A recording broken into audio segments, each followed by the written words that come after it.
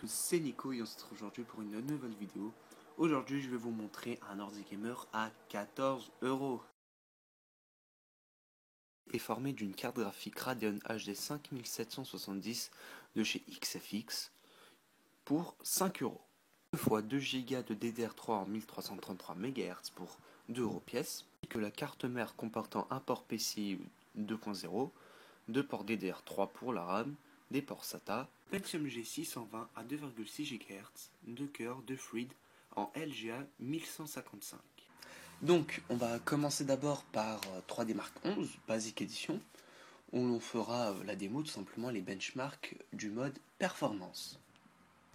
Donc, à ce qu'on peut voir sur 3D Marks à la fin, on peut voir que ce Potato PC, comme je l'appelle, c'est super bien débrouillé avec quand même 2500 points, donc bon, il avait fait mieux que ça déjà, donc bon, et mieux que ça, et était presque la moitié du laptop, du gaming laptop quoi. Donc quand on peut voir, ça nous annonce du bon truc quoi. Tu vois, je suis épaté quand même, hein. Je pensais avoir entre 2000 et 800, hein, je vous le dis tout de suite. Donc je pense que là, dans les jeux, ça sera du... Donc commençons par les jeux. Donc Team Fortress tourne super bien. Donc bon, bah voici un screen rapidement de la config dessus. Donc comme on voit, c'est en élevé. Donc sur TF2, on tourne à environ 55 FPS en moyenne, donc ce qui est génial, avec un minimum de 35 FPS enregistrés et une hausse des FPS jusqu'à 90 FPS.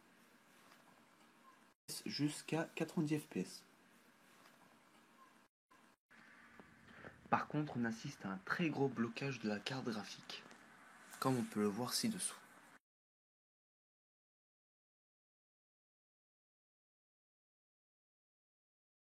Donc Black Ops 2 tourne super bien sur cet ordi, en ultra au maximum. Malheureusement, lors de la visée, les FPS chutent brusquement de 50 jusqu'à 30 voire 35 FPS.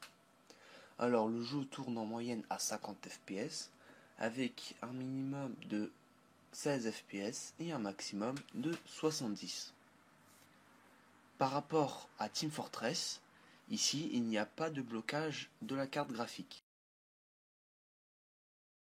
Synro 4 tourne assez bien, assez fluide, donc configuration en ultra, en 1280 x 1024. Durant les vols, quand on saute, si l'on survole la ville, on a des grosses chutes d'FPS, mais ça passe encore. Mais sinon, le jeu, bah, ça va, il tourne en moyenne. Donc la moyenne en FPS est de 24, avec un minimum de 12 et un maximum de 44. Vu que le jeu est assez intensif pour le processeur, à certains moments, la carte graphique bloque de 10, 20, voire 30 des fois. Donc en conclusion, cette carte mère est une super affaire car déjà de une, on peut l'améliorer dans le temps, même beaucoup, hein, car n'oublions pas que c'est un socket 1155 et les sockets 1155 sont compatibles avec les Intel Core seconde et troisième génération.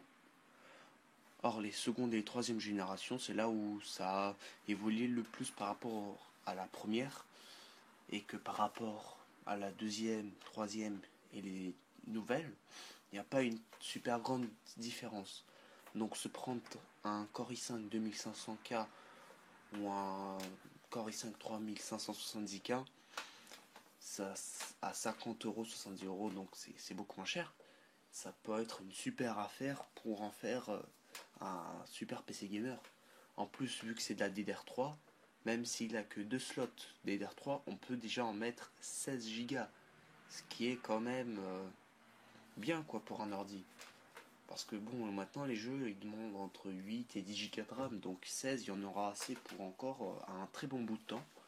Et pour les cartes graphiques, même si c'est du PCI 2.0, c'est pas tellement grave quoi. Ça, les Core i5 vont pas bloquer les cartes graphiques à fond, donc c'est un super truc quoi pour le temps quoi. Ça peut durer mais super longtemps. Donc bon, si on investit un peu dessus, on peut en faire une bonne voiture de course. Donc c'était Nico et à la prochaine.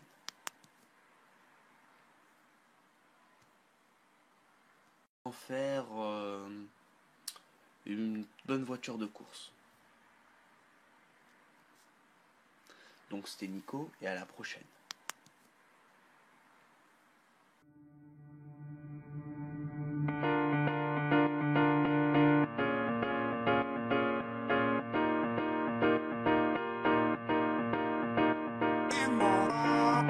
God in the book.